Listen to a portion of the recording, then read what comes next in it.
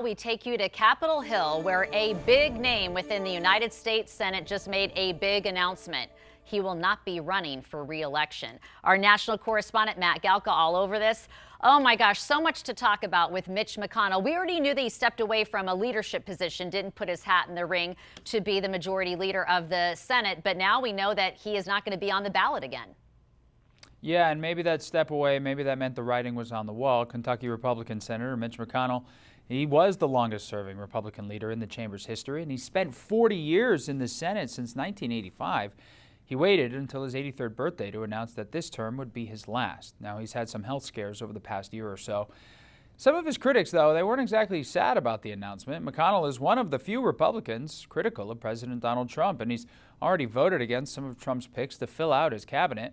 MAGA influencers basically said good riddance, as McConnell has often been the target of criticism for not being loyal enough to the president. And Florida Republican Senator Rick Scott actually tore into McConnell during a speech at CPAC last night.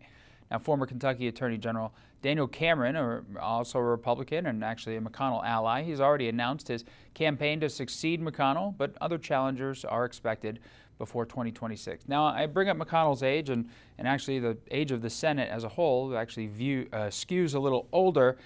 This big news actually preceded a marathon night of voting for the senators. Democrats proposed amendments to the Senate Republicans' budget proposal, and they were all voting for more than 10 hours all night last night.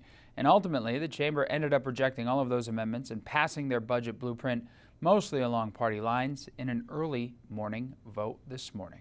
Kim? I'm already getting the piece together when he steps away. I mean, I would say that he has been instrumental in remaking the United States Supreme Court, along with the Heritage Foundation. It was his top priority. It was his top priority. Hands down, that was his top priority. Yeah. That will be his legacy forever, yes. One thing he did lay out there that didn't work is he wanted to make Barack Obama a one-term president. And of course, that famous joke with, "You have a drink with Mitch McConnell." Thank you very much, and have a great weekend, Matt. We'll see you again soon.